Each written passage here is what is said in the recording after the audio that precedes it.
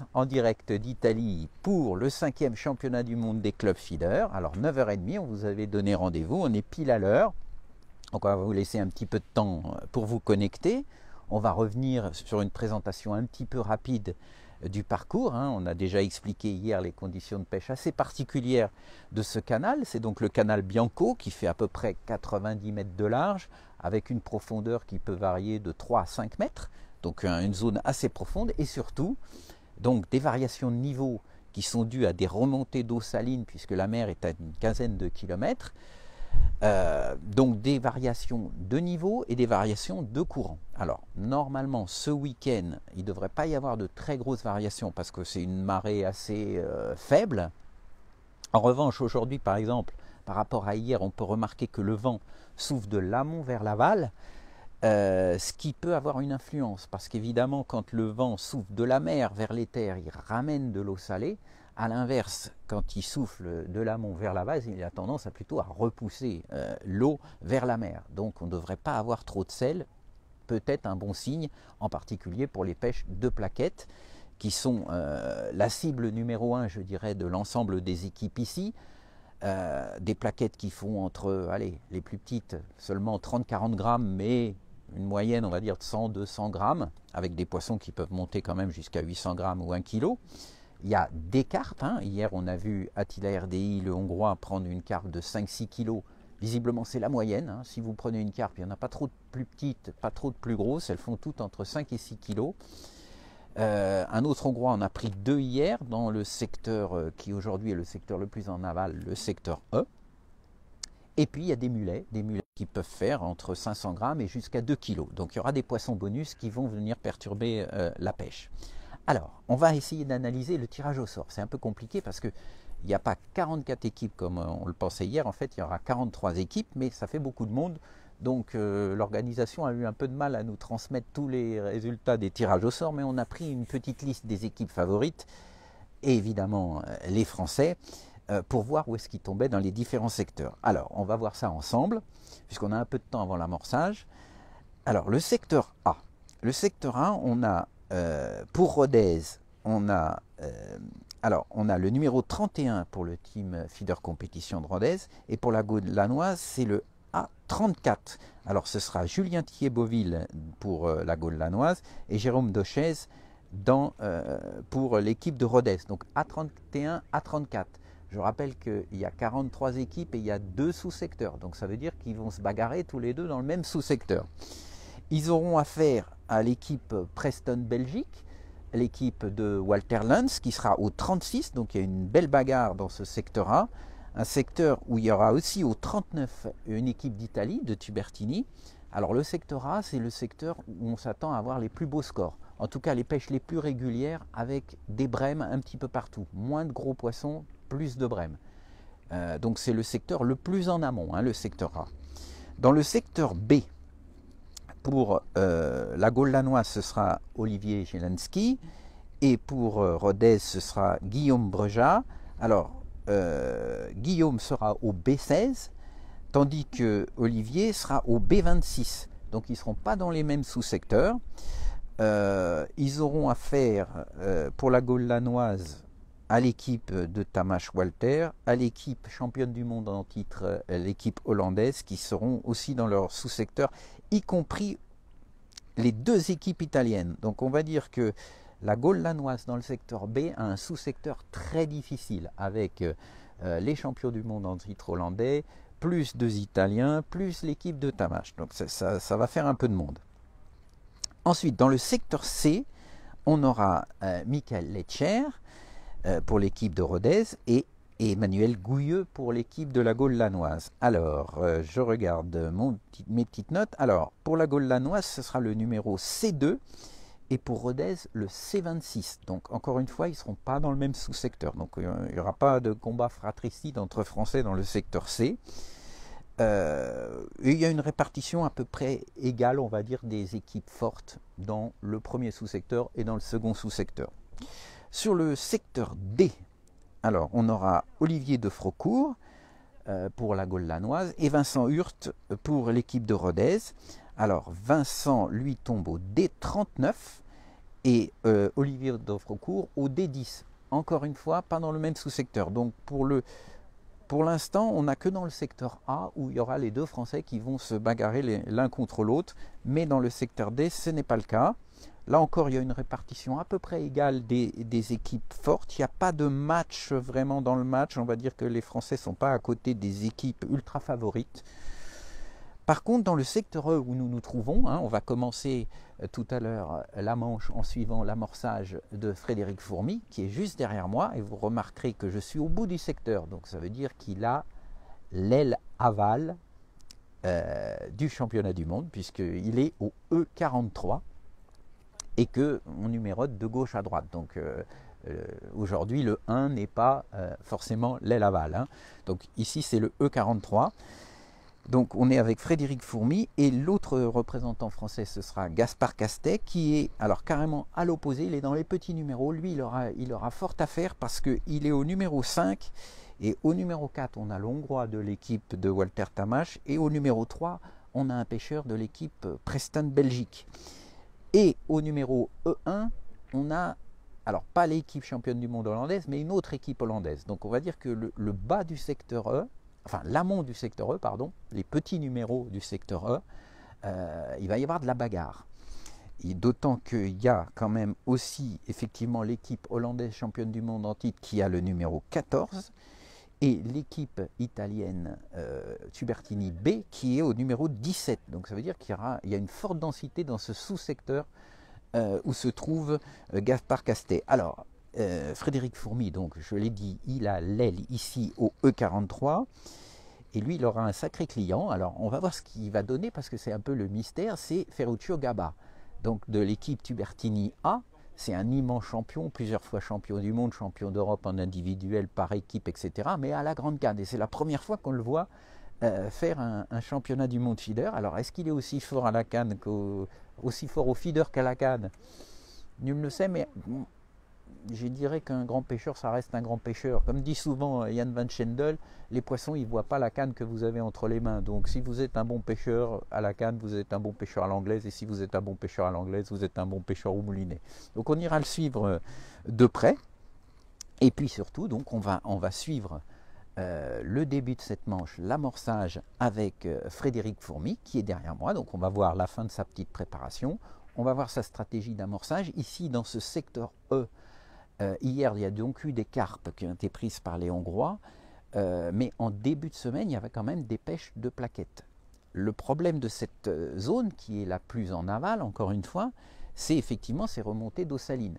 Plus il y a des risques de remontée d'eau saline, plus la pêche peut être difficile en aval. En revanche, si, comme aujourd'hui, on a peu de courant, un vent qui va de l'amont vers l'aval, peut-être qu'on peut espérer que la pêche redevienne très bonne ici dans cette zone aval, ce qui serait vraiment un très bon atout pour Frédéric.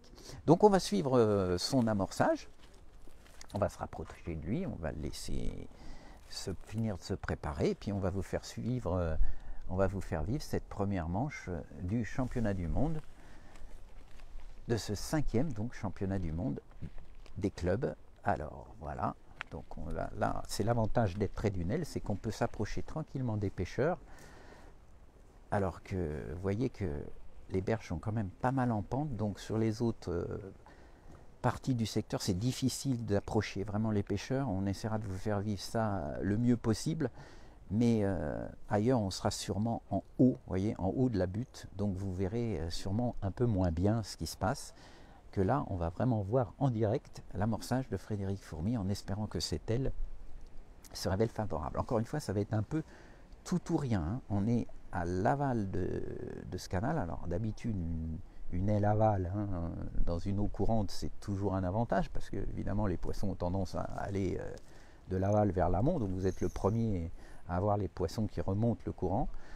Mais on a ce problème de salinité de l'eau qui fait que si jamais il y a une remontée de sel, d'eau de mer, et ben forcément c'est au contraire les premiers numéros qui auront cette salinité qui arrivera, et donc les poissons risquent de s'échapper au contraire vers l'amont, puisqu'on a vu que pendant les entraînements c'est quand même le secteur A, donc le plus éloigné, qui est le plus régulier au niveau des pêches de plaquettes. Alors je vais vous montrer un peu le cadre. Vous voyez que déjà aujourd'hui on a un beau soleil. C'est pas sûr que ça dure toute la journée. La météo est un peu changeante, a priori en fin de... Début de la manche retardé de 15 minutes. Ah, le début de la manche est retardé de 15 minutes. Ah, on me donne, on me donne une info. Bon, alors qu'est-ce que je fais? Est-ce que je continue à discuter ou est-ce qu'on reprend l'antenne tout à l'heure? Alors je ne sais pas si vous avez des propositions. Est-ce que vous préférez qu'on reste comme ça à regarder? J'imagine que vous, oui. Normalement, il n'y a pas de problème de batterie, on devrait pouvoir suivre tout ça. On va regarder un petit peu la préparation. Si vous avez des questions particulières sur la pêche ici, sur les montages, alors si oui, hier j'ai eu quelques questions sur les montages, j'ai pas eu trop l'occasion d'y répondre. Alors ce qu'il faut voir, c'est qu'au championnat du monde, il y a un règlement qui est quand même assez strict. Ah, peux-tu redonner le tirage? Alors je te redonne ça tout à l'heure. Je redonne tout à l'heure. Je vais d'abord parler un petit peu des montages. En fait, dans les championnats du monde, si vous voulez, les règlements sont assez stricts. Donc, en termes de montage, il n'y a pas 50 000 trucs. Soit les gens pêchent avec un montage coulissant dit à plat, c'est-à-dire une agrafe coulissante montée directement sur le corps de ligne avec le feeder attaché et puis un bas de ligne en général avec un morceau de power gum pour absorber un petit peu le choc au ferrage. Ou alors un morceau de nylon twisté, ou alors il y a le montage dit en potence. Donc en fait c'est le même montage, hein, une perle coulissante, sauf que le feeder est décalé du fil principal par une petite potence assez courte, en général 5 à 10 cm. Alors sinon sur les moulinets, ça pêche évidemment beaucoup à la tresse pour ce qui est de la pêche des plaquettes à mi-distance. Hein, on rappelle qu'il y a quand même une pêche à faire pas trop loin du bord de ces plaquettes. On va dire entre 5 et 15 mètres. Hein. Hier, visiblement, les Hongrois étaient partis quand même pour pêcher assez près du bord, autour des 5 mètres. Donc ce sera un élément vraiment important, la distance de pêche pour les plaquettes en bordure. Après, il y a une pêche évidemment au milieu à faire et une pêche à l'opposé, carrément au ras de la berge d'en face, enfin au ras de la berge, on va dire à 7-8 mètres de la berge d'en face, donc à 80-85 mètres du bord, pour prendre des carpes, voire des poissons-chats américains. Alors, je vais reprendre le tirage au sort, puisqu'on me l'a demandé et qu'on a un peu de temps, puisque la manche est retardée d'1 quart d'heure. Donc, je vais donner le tirage au sort des Français. Hein. Donc, dans le A, on a pour Rodez le A31 et pour la Gaule lanoise le A34. Donc, c'est Julien Thiebauville et Jérôme Dochez dans le secteur A. Dans le secteur B, on a le B16 pour Rodez et le B26 pour la Gaule lanoise, avec Olivier Jelenski et Guillaume Bréja. Dans le secteur C, on a le numéro 26 pour l'équipe de Rodez et le C2 pour la Gaule lanoise avec Emmanuel Gouilleux et Michael Letcher. Dans le secteur D, on a le numéro 39 pour l'équipe de Rodez et le numéro 10 pour la Gaule lanoise avec Olivier Dofrocourt et Vincent Hurt. Et ici, dans le secteur E, le secteur aval, on a donc le E5 pour Rodez et le E43 où on se trouve avec Frédéric Fourmy et Gaspard Castet donc au E5. Vous voyez que là on est en train de couper des verres. Alors oui, je n'ai pas parlé des éches et des amorces, comme quoi j'ai de quoi parler pendant le quart d'heure de délai qu'on nous accorde. Alors j'ai suivi évidemment le contrôle des éches, un truc que je souligne toujours, c'est très important si vous suivez un championnat du monde, d'être là assez tôt pour suivre le contrôle des éches et des amorces, qui permet de voir de très près, hein, on peut s'approcher à 1 mètre, pour voir les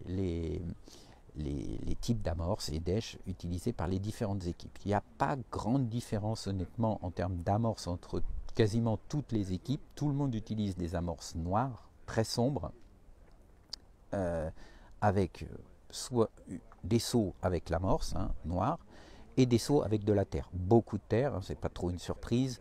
On sait qu'un championnat du monde, la pêche durcit au fur et à mesure, donc souvent ça se termine avec beaucoup de terre dans le feeder. C'est exactement la même chose pour les championnats du monde où souvent ça se termine à la terre, et c'est ce qui s'était d'ailleurs passé en 2017 au championnat d'Europe ici, où ça s'était terminé avec 80-90% de terre à l'amorçage. Donc je pense que ce sera exactement la même chose. J'ai vu que Ferruccio Gaba avait même préparé de la double terre, lui carrément. Hein. Les autres ont en général des terres assez sombres. Je pense que c'est même des terres qui sont récoltées un petit peu dans les champs derrière. Souvent c'est la meilleure solution. Déjà, ça évite de trimballer de la terre depuis les pays où vous venez. Hein. Il y a déjà beaucoup de matériel à amener, donc quand on peut éviter d'amener en plus beaucoup de terre, bah, ça fait de la place dans le camion. Donc il y a beaucoup d'équipes qui se contentent de ramasser la terre sur place. En plus, bon, les poissons y sont habitués, donc c'est souvent le cas. Donc amorce sombre pour 95% des équipes, terre sombre pour 95% des équipes. Alors je dis 95%, ça veut dire qu'il y a 5% des équipes que j'ai vues qui n'avaient pas ça. En particulier la deuxième équipe hongroise, qui est l'équipe Carp Zoom, où alors eux, ils choisissent qu'il y a une option totalement différente. C'est une amorce vraiment beige assez clair, et même au niveau de la terre, ils ont de la terre de Somme, classique, plutôt claire et nuageante. Donc a priori déjà, ça veut dire qu'ils misent quand même beaucoup sur les plaquettes, et qu'ils estiment que il va falloir essayer de faire une trace. Alors on verra si c'est eux qui ont raison à la fin. En tout cas, ils prennent un risque par rapport à toutes les autres équipes. Mais bon, pour avoir des médailles, des fois, il faut savoir prendre des risques. Alors au niveau des èches, tout le monde c'est pareil, a quasiment la même chose. La seule chose que j'ai pu remarquer, c'est que les Hollandais et les Belges, qui sont d'ailleurs plutôt des Flamands, donc on va dire des néerlandophones qui pêchent un petit peu comme les Hollandais. On va dire que ces deux nations ont plus de casse-terre que les autres équipes. Sinon, pour le reste, tout le monde a la dose maximale de vers de terre, hein, visiblement en particulier pour les pêches de chat, mais aussi pour les pêches de carpe. C'est une pêche au ver de terre, hein, au tronçon de ver de terre, en général 2 petits tronçons de ver de terre piqués à l'hameçon. Évidemment, le maximum de fouillis autorisé et des vers de vase pour pêcher les plaquettes, hein, parce qu'elles sont quand même pas énormes. Si vous en prenez une de 500-600 grammes, c'est presque un poisson bonus. La majorité, c'est quand même plutôt plus petit. Un petit peu de maïs. Alors toutes les équipes n'ont pas du maïs. Les Français, j'ai vu, ont tous prévu un petit peu de maïs. Donc on se doute que c'est pour essayer de choper une carpe. Hein, parce qu'en particulier dans ce secteur 1, encore une fois, hier, il y a eu quelques carpes de prise. Voilà, donc alors le soleil vient de se lever, Stéphane. Oui, aujourd'hui ça chauffe. Hein. J'espère que ça va pas chauffer autant qu'à Rieux où mon téléphone avait pris un coup de chaud pendant la Manche. Là pour l'instant, en tout cas, on n'a pas de coupure réseau. On peut vous faire vivre ce championnat du monde en direct sans trop de problèmes techniques, je touche du bois. Il y a un peu de vent, mais le son a l'air plutôt bon. Donc tout va bien. Et puis on est donc derrière, je le rappelle, Frédéric Fourmy au E43. Alors Frédéric, c'est un pêcheur. Alors vous voyez, c'est un pêcheur que j'aime bien parce qu'il est tout dans la simplicité. Et souvent la simplicité, ça va avec l'efficacité. C'est-à-dire que vous voyez son installation, il n'y a pas 50 000 trucs qui traînent dans tous les coins. Il a monté évidemment pas mal de cannes, hein, quand même. Il en a. Alors il a une canne d'amorçage, mais il a quand même 7 cannes en plus. Donc il a de quoi faire quand même au niveau des cannes, mais si vous regardez bien, vous voyez que c'est quand même assez sobre dans son installation. C'est, je le rappelle, quand même un membre de l'équipe de France. Hein. Il était à Rieux l'été dernier et il nous a ramené une belle médaille de bronze de ce championnat du monde. Pêcheur très expérimenté. Et Dieu sait si c'est important dans les épreuves internationales. À chaque championnat du monde, j'insiste là-dessus. C'est très important de faire beaucoup de championnats du monde parce que vous avez ces entraînements qui modifient beaucoup les conditions de pêche. Ici, par exemple, dans le secteur E, je crois que c'est les Hongrois qui étaient tombés, l'équipe de Carp Zoom, au tout début des manches d'entraînement. Donc le lundi, dans cette zone, il y avait énormément de plaquettes. Alors que j'ai parlé avec l'équipe Preston Belgique tout à l'heure, qui m'a dit qu'hier, donc à la dernière journée d'entraînement, au contraire, ils étaient dans cette zone-là et la pêche avait été très difficile. Donc le parcours évolue beaucoup.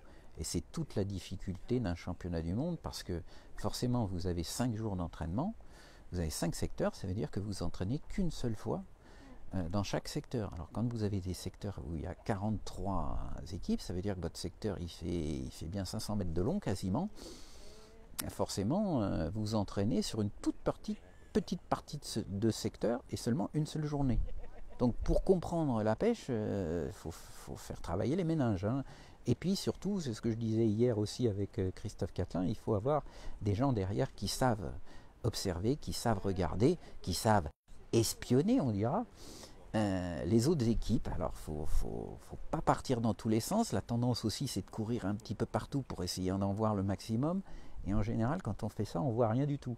Il vaut mieux se concentrer sur une ou deux équipes, essayer de voir vraiment quelles sont leurs stratégies, et puis ramener des infos à l'équipe que vous suivez. Voilà, donc je pense que là, on ne devrait pas être trop loin de l'amorçage. Vous voyez que Frédéric est calme, hein, pas de stress, il attend. Go Belgium, il dit, oui, bah, je sais qu'on a beaucoup de suiveurs belges. Hein. Maintenant, depuis Rieux, on s'en méfie d'autant plus. D'autant que l'équipe Preston, encore une fois, c'est l'équipe de Walter Nance. Et cette fois-ci, Walter Nance, il est canne en main. Quoi, hein. C'est pas, là, il n'est pas capitaine, pas comme avec l'équipe de Belgique. Et j'ai eu l'occasion de passer une journée avec lui près de Bruxelles. Je peux vous dire que c'est un sacré pêcheur. Quelqu'un avec une immense expérience.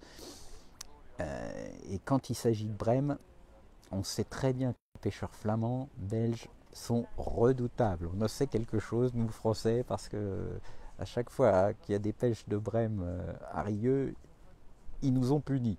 Et je rappelle qu'en 2017, au championnat d'Europe, donc coup, hein, des nations, les Italiens l'avaient remporté relativement facilement. C'est toujours très difficile de battre les Italiens à domicile. Mais les deuxièmes, c'était les Belges, et les troisièmes, les Hongrois. Donc voilà, je crois qu'il faut vraiment suivre ces équipes belges, hollandaises, hongroises. Alors comme je disais hier, je ne parle pas trop des Anglais. Ça se trouve, ça va me jouer des tours. Hein. On se souvient qu'à Rieux, je n'avais pas trop parlé des Espagnols et qu'ils avaient terminé deuxième. Mais honnêtement, je ne connais pas du tout ces deux équipes anglaises. J'ai parlé un petit peu avec l'une d'entre elles. Il y a les Drenan, il y a une équipe Drenan, une équipe Preston, il me semble, mais il n'y a pas de pêcheur international. Et c'est un gros handicap, en particulier pour les pêcheurs anglais qui ont des conditions de pêche quand même assez spécifiques en Angleterre. Ils ne se retrouvent jamais sur des conditions de pêche comme on peut avoir ici. Avec un grand canal très profond. Les canaux anglais en général, c'est plutôt des canaux à petit gabarit, et c'est des pêches à la canne assez fines. Donc, et puis ils pêchent beaucoup en carpodrome et fisheries. Donc forcément, ça va être difficile pour eux de s'adapter, mais bon, ça reste des Anglais. Donc le feeder, normalement, quand même, il maîtrise. On verra ça. Voilà, eh bien, écoutez, vous êtes très nombreux à suivre. Là, je vois que vous êtes déjà quasiment 270 en direct pour suivre le début de cette première manche. La tension commence à monter un petit peu. Vous voyez que ça fait quand même une sacrée enfilade. Pour l'organisation, c'est quand même beaucoup de boulot. Alors, à côté de Frédéric Fourmi, là, vous voyez le pêcheur qui a l'air d'être accroché dans le fond. Ça commence mal pour lui. Là, il a mis sa ligne, mais elle est accrochée. C'est un pêcheur géorgien. Alors là, c'est un peu l'inconnu. Soyons honnêtes, parce que la Géorgie participe pas régulièrement au championnat du monde, que ce soit des nations ou des clubs. Donc difficile de savoir quel est leur niveau. Bon, a priori, c'est toujours mieux que d'avoir un Italien, un Hongrois, un Hollandais ou un Belge à côté. Mais bon, on ne sait jamais. Hein. Surtout avec les gros poissons qui traînent par ici, justement. Peut-être qu'il va se dire, bon, sur une pêche fine de plaquettes, j'ai peut-être pas trop de chance de battre le français, donc je vais peut-être me mettre à pêcher les gros poissons. Hein, il y aura sûrement beaucoup d'équipes qui vont miser sur les gros poissons, en particulier au bout de 2 heures, 2 heures et demie de pêche, si jamais ils voient qu'ils ne suivent pas le rythme au niveau des plaquettes. Bon, il faut s'attendre à ce qu'il y en ait qui décident de pêcher les carpes. Et encore une fois, les carpes, elles sont énormes. Hein, enfin, énormes. Elles font 5 à 6 kilos. Mais pour faire 5 à 6 kilos de plaquettes, à part dans le secteur A, il va y avoir peu de place où ce sera possible. Hein. Donc ça veut dire que si vous chopez une carpe, vous êtes quasiment assuré d'être dans les 3 premiers de votre secteur, dans les secteurs B, C, D, E. Donc à moins que les conditions météo soient favorables, parce qu'il y a eu des moments, visiblement aux entraînements, où même dans ces secteurs B, C, D, E, il y avait des pêcheurs avec plus de 10 000 de plaquettes. Hein. Donc il y a des grosses variations. C'est ça qui va être difficile à gérer, c'est de savoir, en fonction de ces remontées d'eau saline, de la direction du vent, du niveau de l'eau, de la vitesse du courant, est-ce que les poissons vont mordre ou pas. Ah, c'est un peu le mystère, et tout le monde a cherché à avoir un maximum d'infos auprès des Italiens. Je peux vous dire qu'ils étaient muets comme des carpes. Hein. Donc, y compris Alban Bonato, qui suit l'équipe de la Gaule lanoise, qui a donc beaucoup de contacts ici en Italie. Il n'a pas réussi à avoir les infos précises. C'est de bonne guerre, on va dire, c'est un peu normal. Les Italiens sont à domicile. Ils vont essayer de faire aussi bien que le dernier championnat du monde qu'on a suivi ensemble. C'était le championnat du monde des nations à Peschiera del Garda, et c'était les Italiens. Alors ça se trouve où, Bruno? Alors on est à côté de la petite ville de Loreo. En fait on est à 50 km à peu près au sud de Venise, hein, dans le delta du Pô. Donc le Pô est juste à côté, hein, de ce canal. En fait il y a beaucoup de canaux ici. C'est une zone alluvionnaire, c'est ce que je disais, c'est très plat. On est à 15 km de la mer, et on est seulement à une altitude de 1 mètre. Donc c'est vraiment très plat. C'est ce qui explique que le fait qu'il y ait simplement du vent ou une légère marée dans la Méditerranée, ça suffit pour qu'il y ait des gros mouvements d'eau. En plus, il y a des écluses, parce qu'il y a des gros bateaux qui passent quand même sur le Pô et sur les canaux ici.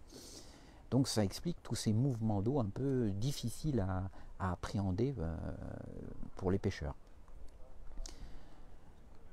Voilà, donc là, on ne doit pas être très loin. Je vois que les coachs suivent, regardent leur montre. Donc tout le monde attend la sonnerie de départ de cette première manche.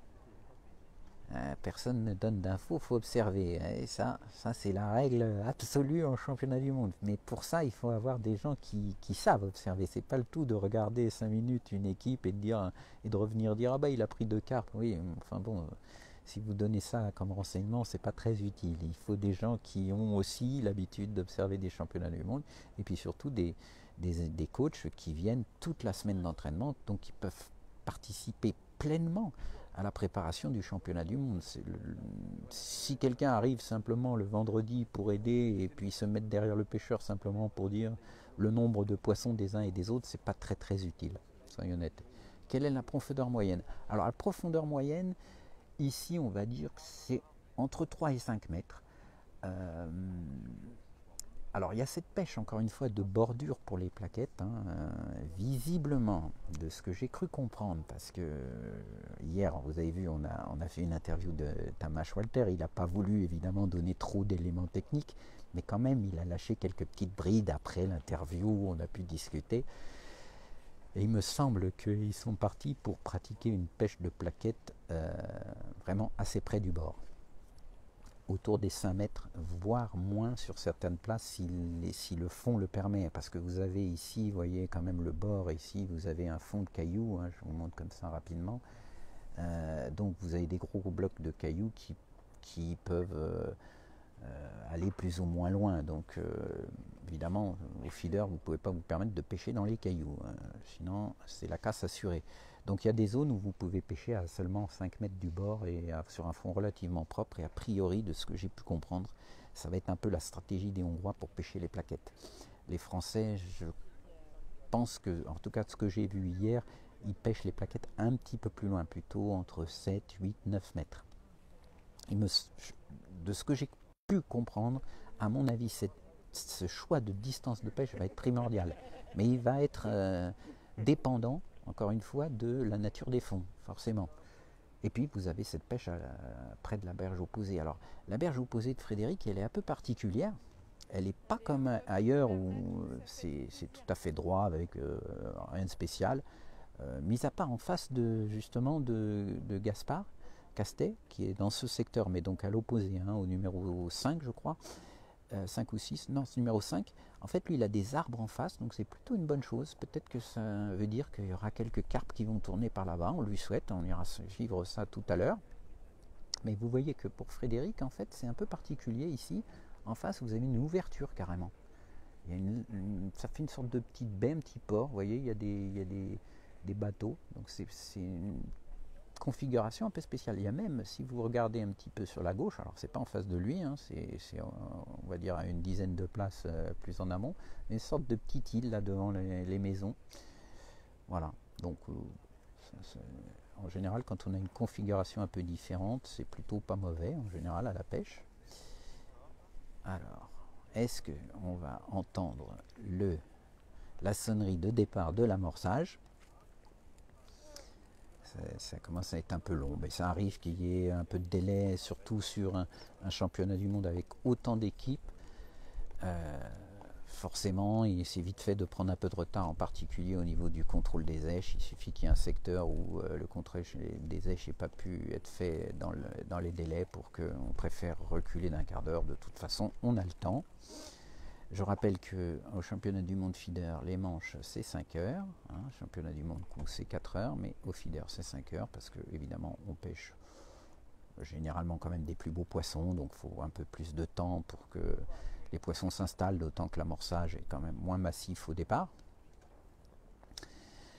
Je vois qu'il y a beaucoup d'optimistes chez les supporters français. Bah, écoutez, on est comme vous, mais comme on disait hier dans notre petit débriefing avec Jean-François et nos pronostics, franchement, faire des pronostics sur un championnat du monde comme ça, avec 43 équipes et le niveau général, quand vous voyez la liste, j'ai eu beau faire et essayer d'en éliminer, je reste sur au moins une quinzaine d'équipes qui peuvent postuler à la victoire. Je ne parle même pas de podium, hein. Donc 15 équipes sur 43 qui peuvent gagner, trouver les 3 qui sont sur le podium, c'est vraiment pas facile. Alors, donc il a coupé des vers, on va voir comment il va amorcer. Ça va être un moment important, savoir les distances de pêche qui vont être choisies. Avec son aile, je crois que s'il a un fond un peu correct, il peut espérer quand même faire des plaquettes au bord assez rapidement. Par contre, la berge d'en face, avec la configuration, ça va être peut-être un peu plus délicat parce que, évidemment, là, lui, il ne pourra pas atteindre la berge en face, puisque ici, ça doit bien faire dans les 160 mètres de large, hein, donc c'est assez nettement plus large que ailleurs, partout sur le canal.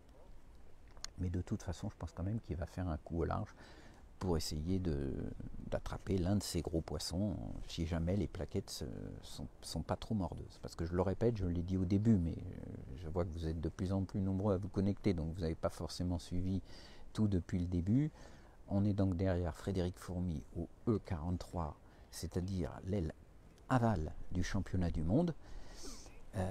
Alors, une aile aval, comme je le dis toujours en rivière ou dans des eaux courantes, c'est en général un très bon point, mais ici ça peut être à double tranchant avec ces problèmes de salinité qui remontent donc évidemment de la mer vers les terres. Donc ça veut dire que Frédéric est aux premières loges si jamais il y a une remontée de salinité, avec le risque évidemment que les poissons s'enfuient et remontent au contraire dans le canal pour éviter le contact avec ce sel qui n'est pas forcément apprécié par la plupart des poissons, à moins que ce soit de bonne augure pour les mulets, parce qu'il y a des mulets, hein, et c'est vraiment des beaux mulets qui font entre 800 grammes et 2 kg, donc peut-être qu'une remontée d'eau salée peut faire aussi remonter des bancs de mulets, et puis là il va nous faire un festival de mulets.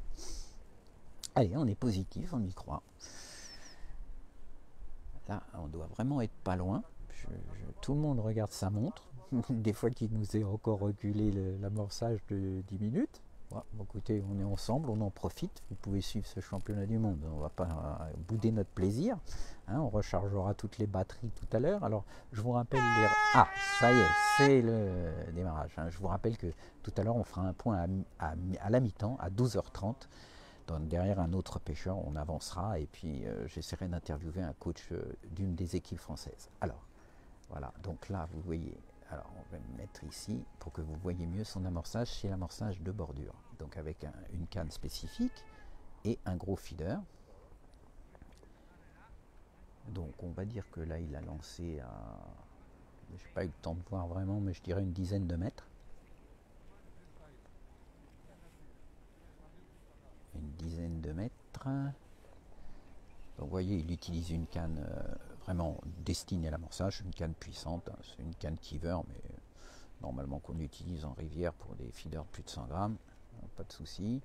Alors, de l'amorce, oui voilà, je dirais une dizaine de mètres, hein, vous voyez, une dizaine de mètres avec son amorce sombre, hein. Je ne sais pas si vous avez pu voir l'amorce avec du fouillis dedans, donc ce coup en bordure de toute façon est destiné à prendre les plaquettes et les brèmes qui jouent ici un rôle quand même normalement prépondérant. Encore une fois, il y a des poissons bonus, mais je ne pense pas qu'il y ait beaucoup d'équipes qui décident de pêcher uniquement les carpes et les mulets. En revanche, je pense que dans la deuxième moitié de la Manche, il va y en avoir qui vont s'y mettre à chercher ces gros poissons, et ça risque évidemment de perturber un petit peu les classements.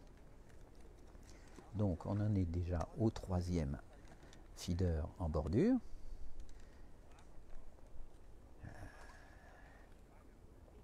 Le championnat du monde à Strasbourg, le championnat du monde à Strasbourg, c'était en 86, le championnat du monde à Strasbourg. Effectivement, j'étais là-bas.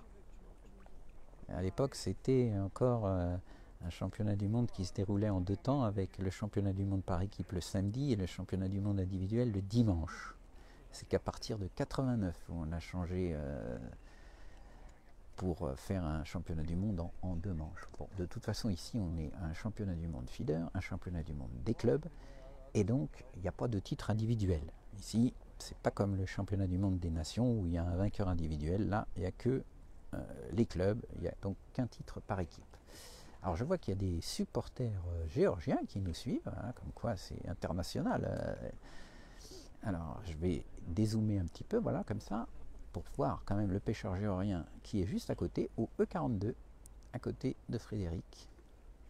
Info donnée pour tout le monde. De toute façon, là, il nous fait un amorçage quand même relativement massif, entre guillemets, Frédéric, en bordure.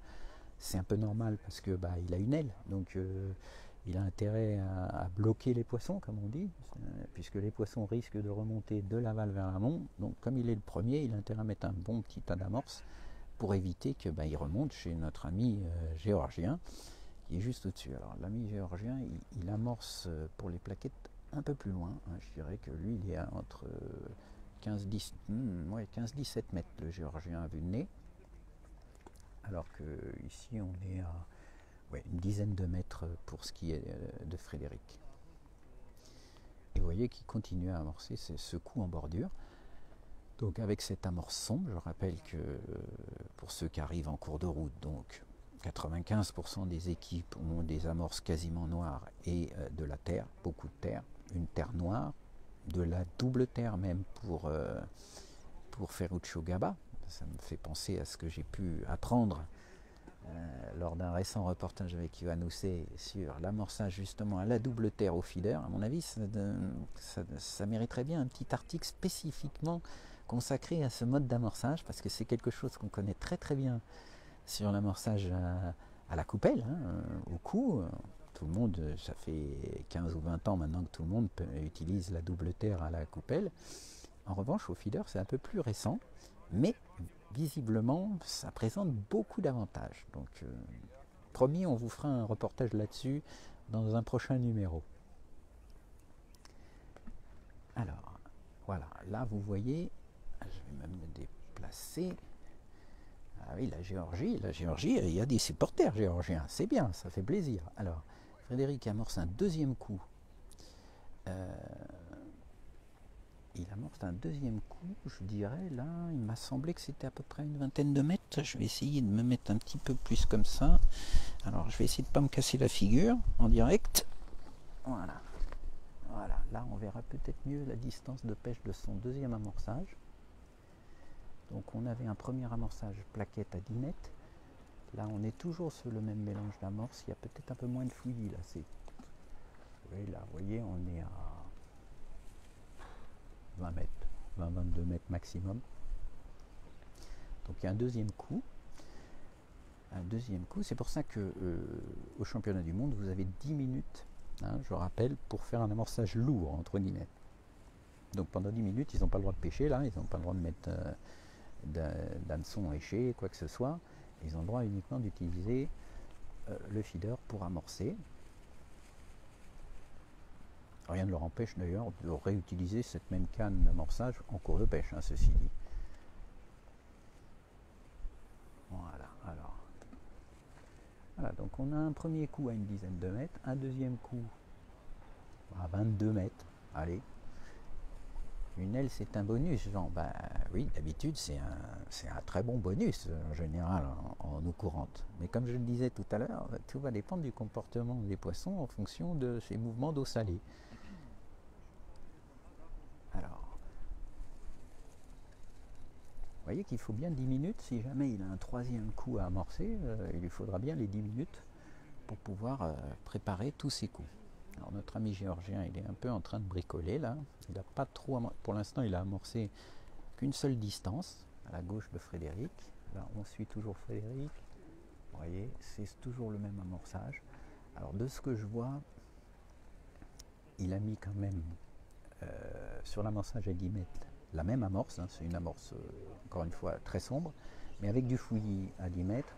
Et là, de ce que je vois, il y a beaucoup moins de fouillis, voire pas du tout de fouillis.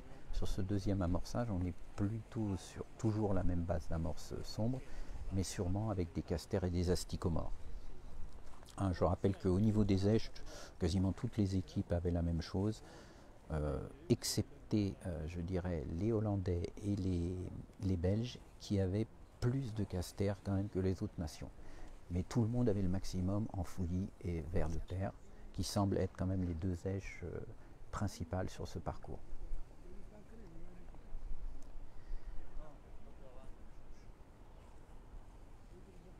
Voilà. C'est tout bon ce voisin, attention, pas d'excès de confiance. On en a vu des pires, je me souviens des championnats du monde où des Français ont pris des leçons en pêche au cou à la grande canne par des Africains du Sud.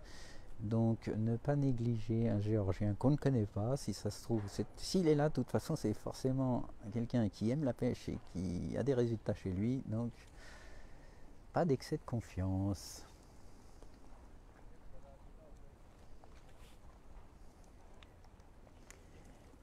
Et visiblement quand même le pêcheur géorgien il a des problèmes d'accro, mais bon, on va pas s'en réjouir. Mais on ne va pas se lamenter non plus. Hein, bon, on est journaliste, on est censé être indépendant, mais enfin on est quand même un peu supporter sur les bords. Hein. Alors, donc on est toujours sur cet amorçage. Donc là, il range la canne, donc il n'y aura pas d'amorçage. Non, visiblement il n'y a donc pas d'amorçage très au large. Il y a juste deux distances relativement courtes, hein, donc une distance à 10 mètres et une distance autour de, je dirais 22 mètres à vue d'œil. Hein. Si je me trompe d'un mètre, vous ne m'en voudrez pas trop. Mais il n'y a pas cet amorçage à 80-85 mètres comme je pense que tous les autres pêcheurs vont faire dans la partie plus en amont où il y a une berge en face. Encore une fois, si vous regardez ici, il n'y a pas la berge en face pour Frédéric. Alors la berge en face, là, il faut être champion du monde du lancer de surfcasting. Je ne sais même pas si Johan Housset y arriverait à pêcher la berge en face là. C'est vous dire, non, c'est ici. Alors ça n'empêche que je vois dans ces cannes quand même qu'il y a aussi des lignes montées pour les gros poissons. Donc si nécessaire, je pense qu'il n'y a peut-être pas besoin d'un amorçage de départ. Si les choses tournent vraiment très mal, il peut aller, c'est aussi l'avantage du feeder, c'est que vous pouvez changer de distance de pêche en cours de manche assez rapidement parce que vous n'avez pas jeté des quantités importantes d'appât de toute façon pour créer votre coup principal.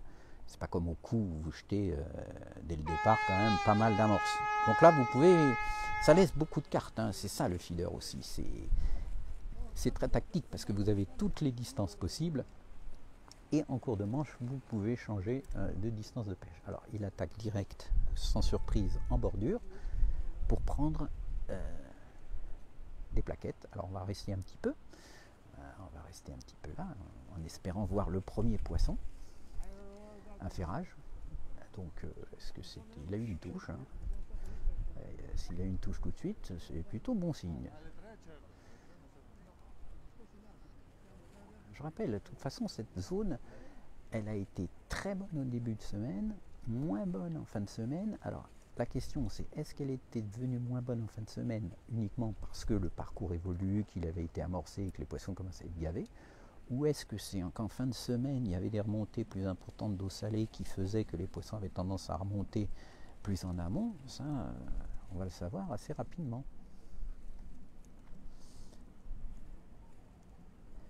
Voilà, alors, on va attendre de voir si on voit le premier poisson de Frédéric.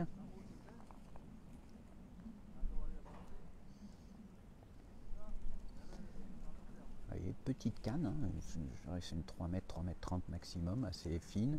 La plupart des pêcheurs pêchaient avec des sions de 3/4 d'once hein, en carbone. Alors on a vu un truc aussi intéressant, c'est qu'un Polonais qui bricole des sions hyper sensibles en fait à partir d'un sion en carbone, et il change uniquement les 10 derniers centimètres. Il les coupe et il rajoute une pointe en fibre de verre affinée au papier de verre. Il nous a expliqué comment il montait ça. C'est absolument un véritable petit bijou.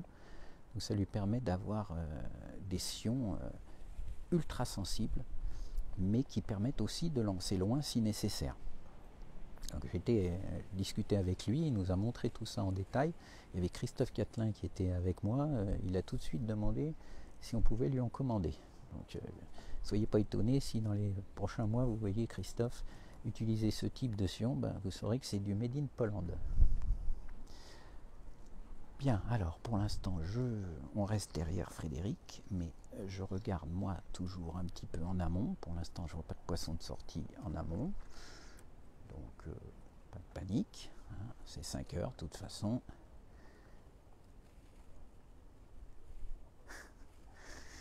Ah là, il y a un match dans le match entre les Géorgiens et les Français, visiblement au niveau des supporters.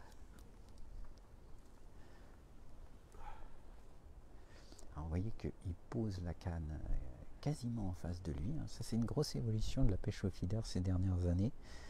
Je me souviens que, il y a plus de 30 ans, quand on pêchait au feeder, on mettait toujours la canne sur le côté parce qu'on pensait qu'il fallait absolument avoir un angle de 90 degrés entre le sion et le fil pour la détection de la touche. Aujourd'hui, vous voyez que les cannes sont mises quasiment en face et avec des sions fins, et en particulier la tresse, de toute façon, on voit très bien la touche. Alors pour les plaquettes, la plupart des pêcheurs utilisent donc de la tresse évidemment sur le moulinet, mais carrément pas de tête de ligne, hein, étant donné que la pêche se pratique à courte distance, il n'y a vraiment pas besoin d'avoir une tête de ligne. Au contraire, la tête de ligne elle viendrait perturber la détection des touches, parce que c'est du nylon assez fort, donc plutôt lourd et élastique. Donc les pêcheurs préfèrent utiliser carrément de la tresse en direct jusqu'au bas de ligne.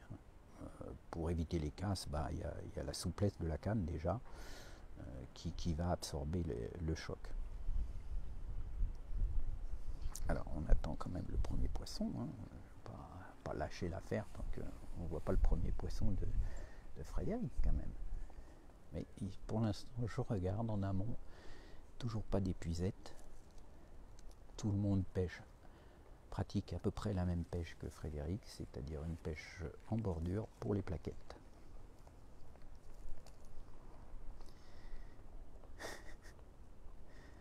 Je rigole avec vos commentaires sur les Géorgiens. Je ne savais pas qu'ils feraient autant de succès. Il faudra que je regarde son nom quand même, que je cite son nom tout à l'heure. Alors, je regarde à quelle distance. Oui, donc lui, il attaque un peu plus loin, mi-distance. On va dire que Frédéric pêche à 12 mètres, à une dizaine de mètres et 22 mètres, alors que le Géorgien, on va dire, a amorcé un coup à 16-17 mètres. En tout cas, il n'y a pas beaucoup d'activité pour ce début de manche. On a vu tout au début Frédéric Ferré, je pense qu'il avait quand même eu un petit coup dès le départ, mais là, visiblement, ça a l'air très très calme. Toujours pas de poisson, donc je regarde en même temps que je reste sur Frédéric. Moi, mes yeux regardent au large et je vois toujours pas. Alors, je vais tourner un petit peu quand même pour que vous montrez le parcours. vous voyez qu'il n'y a pas vraiment de... Il n'y a pas beaucoup d'action au large là-bas. Donc là, je rappelle, les plaquettes, hein, c'est une pêche assez classique. C'est pas des gros poissons, donc les gens pêchent au verre de vase. En général, 2 ou 3 verres de vase. Des bas de ligne qui font autour de 70-80 cm. Des petits cache feeders métalliques, hein, le plus souvent. Beaucoup de pêcheurs avec des petits feeders, des feeders à petite maille, hein, puisqu'ils utilisent du fouillis. Donc comme il y a beaucoup de fond, parce que là, dès le bord, vous avez 3-4 mètres d'eau. Évidemment, si vous utilisez un feeder avec des mailles larges, comme on peut utiliser dans les étangs peu profonds, et surtout avec du fouillis, bah, votre fouillis risque de s'échapper du feeder avant d'arriver sur le fond, ce qui n'est quand même pas le but. D'ailleurs, là, je regarde, en fait, Frédéric, vous voyez qu'il utilise un feeder ouvert, carrément, donc un corps en plastique qui protège parfaitement les éches, et ça veut dire que ce sera distribué uniquement quand ça arrivera sur le fond. Pour les Hongrois, eux, je vous dis, ils ont choisi plutôt l'option cache feeder métallique, mais avec toute petite maille. Donc on va dire que l'effet est quasiment le même qu'un feeder ouvert. Pas exactement, mais quasiment le même. En tout cas, le principe est le même. Ne surtout pas perdre de fouillis pendant la descente.